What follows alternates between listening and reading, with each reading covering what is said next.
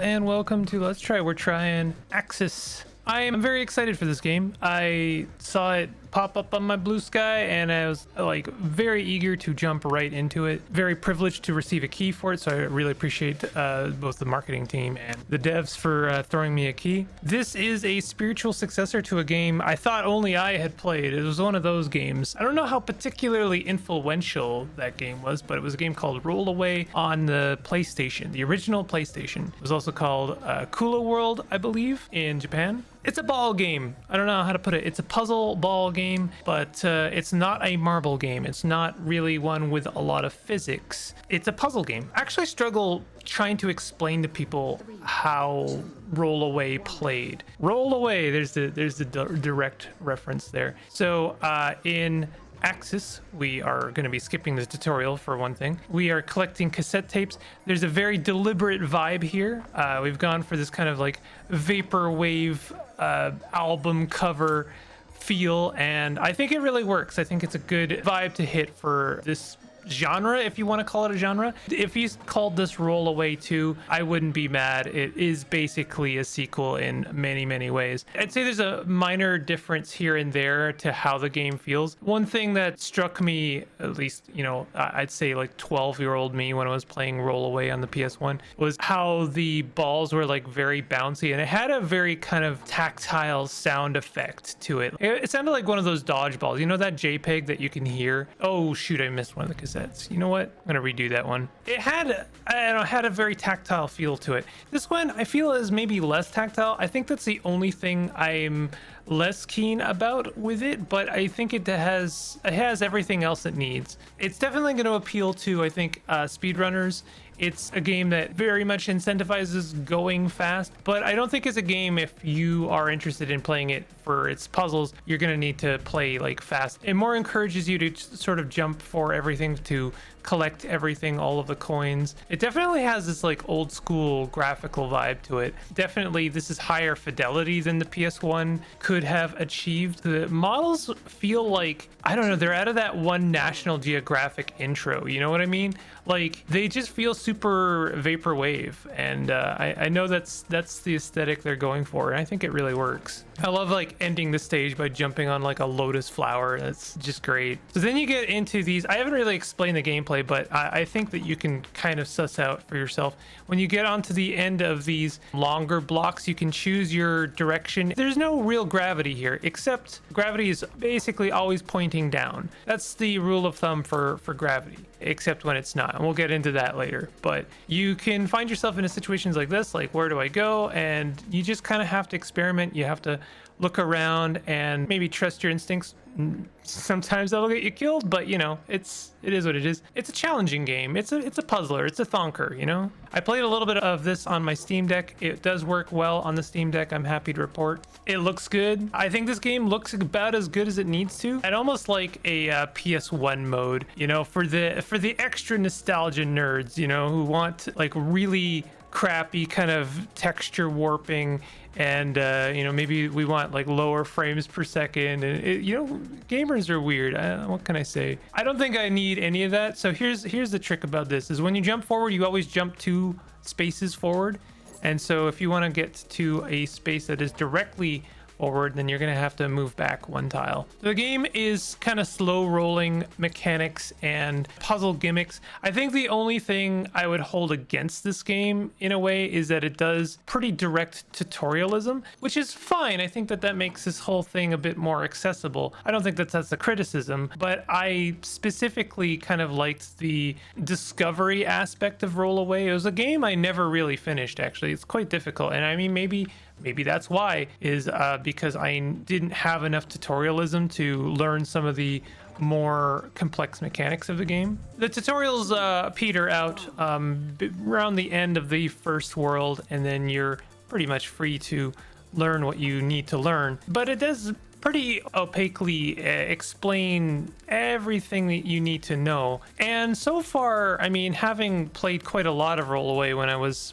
a kid, I have seen pretty much every single mechanic that was present in that game. So here's our new mechanic. I actually don't think that this was in Roll Away, and if it was in the late stages when I never big brained my way over there. I really need to replay that game, actually. Is we can switch gravity. So that's what I mean by, you know, gravity is always pointing down, except when it's not.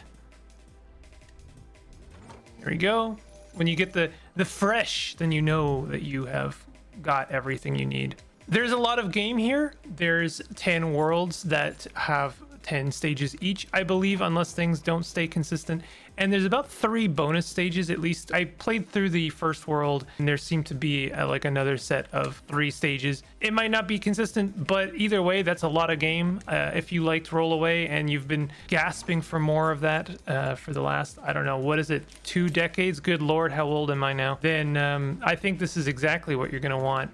To be honest, this is exactly what I was hoping for. This is not a game I expected to see again on my timeline. So the fact that someone liked Roll Away or Cooler World enough to do a spiritual successor is one of those things that made me really happy. I honestly think that the PS1 was like one of those consoles that, I don't know, there was so much bizarre stuff going on. I realize now this is going to be one of those games that makes people sick. If you stuck with me this far, I appreciate you, bud. I know this is going to be one of those videos that I'm going to have to keep short to do well by the algorithm, and I want to do well by the algorithm with this one because I really want this game to succeed. I'd love to see more from the devs. If they happen to share other weird obscure interests, then I'd love to see them do successors for other games that I really liked as a kid. One of my favorite games on the PS1, and then again, I think this is one of those games that only I played. I don't know, it was a top-down game, action-ish, RPG-ish, but mostly it was just kind of an action shooter. I think it was called Machine Hunter. It was a top-down game, action-ish, RPG-ish. Mostly it was just kind of an action shooter, and when you killed a machine, you would take it over, or you had the option of taking it over. Honestly, this is just a game where you can kind of experiment and go with the flow. I don't think it's a very high stakes game, and at least not right now. It doesn't feel very anxiety inducing. It's pretty chill, and I think that that's partly why they chose the aesthetics that they did, is they wanted to kind of make a chill game. I'm sure things will heat up a little bit later once I've completed some of the worlds.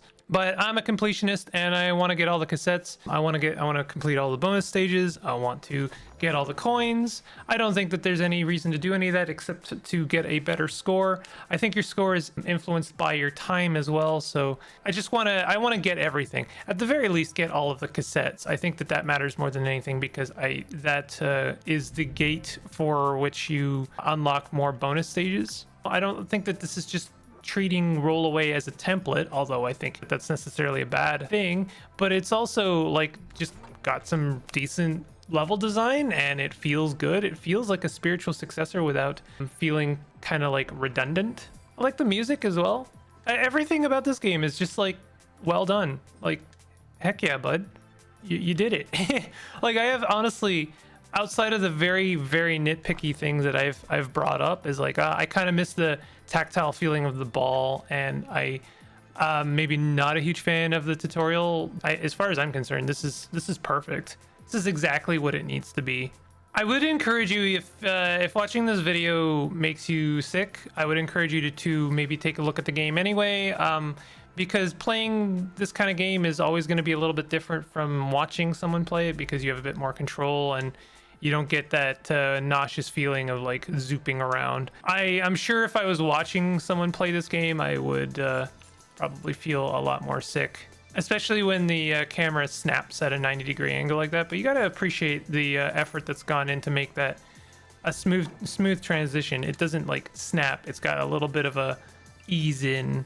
I'm giving the game a lot of credit here, but I genuinely do like it, and I want to see more games like this. I'm sure, again, like if you were really into speedrunning this game, you could figure out a quick way of doing every stage. You're like, okay, I jump here, turn, jump there, turn. So we're gonna play a little bit of the second world because I haven't played any of it. I played through the first world and I kind of stopped there. I might have played the first stage actually of the second world. Even the aesthetic of the tiles kind of reminds me of Rollaway. Like there's the same sense of progression. I love this ocean background. Like the devs really understand what's up. They really understand what is up and what was like really nifty about that game. And I guess in a lot of ways, there were a lot of games on the PS1 that checked that kind of vaporwave box and maybe was the progenitor of it. So now we've got spikes that come in and out, and we've got a bit more of, I'd say, an agility style level where you have to actually time your jumps and time your movement. You actually have to pay attention a little bit.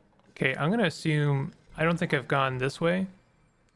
Nope, that's the exit. Okay, there it is. I know that's horrible to look at. I'm gonna do some editing magic to make it good, make it gooder, you know? I want to make it good for your eyeballs. Level complete. All right, so I haven't played this stage. I'm looking forward to seeing something new. And actually, I didn't really talk about it before, but this guy over here, this is a shield. So this means I can take one contact with spikes for free. You don't necessarily need to use it, at least not yet, but I am assuming in the future there's going to be stages where you have to figure out which spikes you're gonna need to take a hit from. So far, I do think the game's more chill than Rollaway. Rollaway was like very specifically difficult game. Maybe I've got that like, it's like almost the opposite of rose tinted glasses. Maybe I've got that like child bad at video games glasses. I don't even want to call it. I remember struggling a lot with Rollaway, despite the fact that I really liked it. And I think that part of it was in fact the vibe. I think the vibe of, you know what, we're gonna, yeah, okay, let's try this. I think the vibe of Rollaway really is what attracted me to play it so much, despite the fact that it was like really bad at it. I don't know what to tell you. This game felt like really natural. It felt so comfortable to jump back into. It felt like I was being reacquainted with an old friend, you know? And it was really nice. It was like, I'm so glad that someone decided to give this weird game a spiritual successor. Maybe it doesn't deserve it. Maybe there are other games that deserve it more, but I don't care. I don't think the devs care either. It's like, you know what? This was cool, and we need more of this. It's weird, and we've got enough maybe like platformers and collectathons. I'll always play another collectathon, but I'm also very grateful for games like this. The one thing that would really complete this game is if there was the occasional weird wavy voice synthesizer where it's just like when you complete a level, it goes like Axyz or something like that. I don't know. That's the only thing I think is missing, really. You know what? A 9 out of 10 game. It's missing the weird voice synthesis. Okay, this is interesting because they've like severely limited the number of directions I can go. Clearly, I have found a way though. It's a puzzle game. It really is just it's like a puzzle platformer almost. Okay, that's interesting because we can't land on that yet. Oh, the music it's really doing it for me, bud. Is there something? There's nothing below us. I was thinking we could like reverse gravity, but I don't know where we're reversing gravity. I think we're making this jump. And then we could make that jump, I think. Oh, maybe not. Oh, but we can make this jump. All right, we've got blocks that destroy, I think. Blocks that only hold your weight for a moment. Another mainstay mechanic from Rollaway. Oh, yep. Yeah, so more and more you kind of have to think on your feet. So we can do some fun stuff like this where we collect a coin, but then we gotta, oh no! Okay, so those blocks don't hold you for very long at all. Oh, and they also don't come back after the rewind. That's interesting. So I don't think this is gonna work at all. I think we need to come at it from this perspective and then do like a jump down. Yeah. Get the cassette tape here. Oh, this is where our flower is. This is like the last one we should have done. Now we're here, we can like hit the other T's. And in fact, we can hit all of the objects. So this is kind of the game showing you that these blocks are a thing, but not making you reliant on them. You do not actually have to make use of those crumbling blocks. But now we know that they exist and things are getting extra spicy. What if we did something like this? That's fun. It's down on the D-pad, by the way, to like turn around, which can be useful, especially if you're trying to like go fast. Just checking if there's anything on that other side. There wasn't, so we're just gonna flip over, get the last cassette tape. Sorry about the camera. Okay, here we go.